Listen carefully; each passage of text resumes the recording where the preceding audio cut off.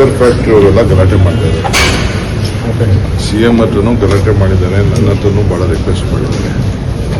ಅವ್ರಿಗೆ ಆಗಲ್ಲ, ಇದು ಶುಗರ್ ಪ್ರೈಸು ಜಾಸ್ತಿ ಆಗಿ 10 ವರ್ಷ ಆಯಿತು, 7-8 ವರ್ಷ ಆಯಿತು ಅಂತ ಅವ್ರು ಗಲಾಟೆ ಮಾಡ್ತಾ ಇದ್ದಾರೆ. ಸೊ ನಾವು ಅದನ್ನು ಪ್ರೈಮ್ ಮಿನಿಸ್ಟರ್ಗೆ ಇದನ್ನು ಮನವಿಯನ್ನು ನಾವು ಮಾಡಿದ್ದೇವೆ. ರೈತರಿಗೂ ಒಳ್ಳೇದಾಗಬೇಕು, ಫ್ಯಾಕ್ಟ್ರಿಯವರು ಇದ್ದರೆ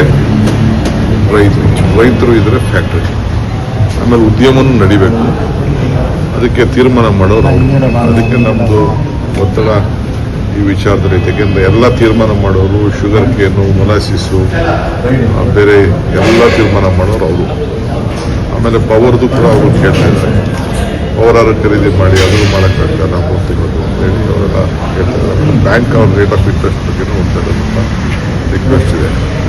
ಸೊ ಅದು ಬ್ಯಾಂಕ್ಗೆ ನ್ಯಾಷನಲೈಸ್ ಬ್ಯಾಂಕು, ಆಮೇಲೆ ಅಪೆಕ್ಸ್ ಬ್ಯಾಂಕ್ ತೀರ್ಮಾನ ಮಾಡೋರು, ಅದಕ್ಕೆ RBI ಅವರು ಡೈರೆಕ್ಷನ್ಸ್ ಮಾಡೋರು. ಸೊ ಅದಕ್ಕೆ ಅವ್ರಿಗೂ ನ್ಯಾಯ ಒದಗಿಸ್ಕೊಡ್ಬೇಕು ಅಂತ ಹೇಳಿದ್ದೀವಿ. ನೋಡೋಣ. ಭಾಳ ಸಂತೋಷ ಪ್ರಹ್ಲಾದ್ ಜೋಶಿ ಹೇಳಿದ್ದಾರೆ ಅಂತಂದರೆ ಅಟ್ಲೀಸ್ಟ್ ಅವ್ರಿಗೂ ಆ ಕಡೆ ಸ್ವಲ್ಪ ಬಿಸಿ ಅವ್ರಿಗೂ ಅರಿವಿದೆ. ಸರ್, ನಿಮ್ಮ ಕನಸಿನ ಯೋಜನೆ ಮೇಕೆದಾಟು DPR ಕೂಡ ಅದನ್ನು ಹೊಸದಾಗಿ ಇದು ಮಾಡಬೇಕು ಅಂತ ಒಂದಷ್ಟು ನೀರೆಲ್ಲ ಮಾಡಿಫೈ ಮಾಡಬೇಕು. ಏನಿದೆ ಅದನ್ನೆಲ್ಲ ಸರಿ ಮಾಡಬೇಕು.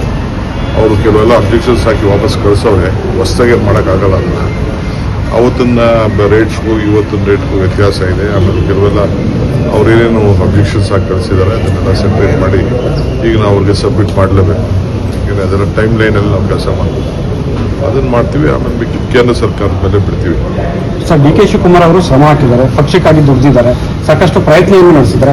ಆದರೆ ಯಾಕೆ ಡೆಲ್ಲಿಗೆ ಹೋದ್ರು ಕೂಡ ಹೈಕಮಾಂಡ್ ನಾಯಕರನ್ನು ಭೇಟಿ ಮಾಡಬೇಕು, ಸಾಕಷ್ಟು ಪ್ರಯತ್ನಗಳು ಆಗ್ತಿದ್ದಾರೆ ಅಂತ ಹೇಳ್ತಿದ್ದಾರೆ. ಯಾಕೆ ಸರ್, ಒಂದು ಕಡೆ BJPಯವರು ನಿಮ್ಮ ಪಕ್ಷದ ವಿಚಾರಕ್ಕೆ ಸಂಬಂಧಪಟ್ಟಂಗೆ ವ್ಯಂಗ್ಯವನ್ನು ಮಾಡ್ತಿದ್ದಾರೆ. ಇದು ಪಾಪ ಖುಷಿ ಪಡೋರು, ಹಡೋರು, ದುಃಖ ಪಡೋರು ಅವರು ಇಚ್ಛೆಯಿಂದ ಮಾಡಲಿ. ನಿಮಗೂ ಒಳ್ಳೆ ಆಹಾರ ಸಿಗ್ತಾ ಇದೆಯಲ್ಲ, ನೀವೆಲ್ಲ ಚೆನ್ನಾಗಿ ಖುಷಿ ಪಡ್ತಾ ಇದ್ದೀರಲ್ಲ, ಖುಷಿ ಪಡಿ. ಜನ ಎಲ್ಲ ನೀವೆಲ್ಲ ಸಂತೋಷ ಆಗಿದ್ರು ನಾವು ಸಂತೋಷ ಆಗಿದ್ದೀವಿ.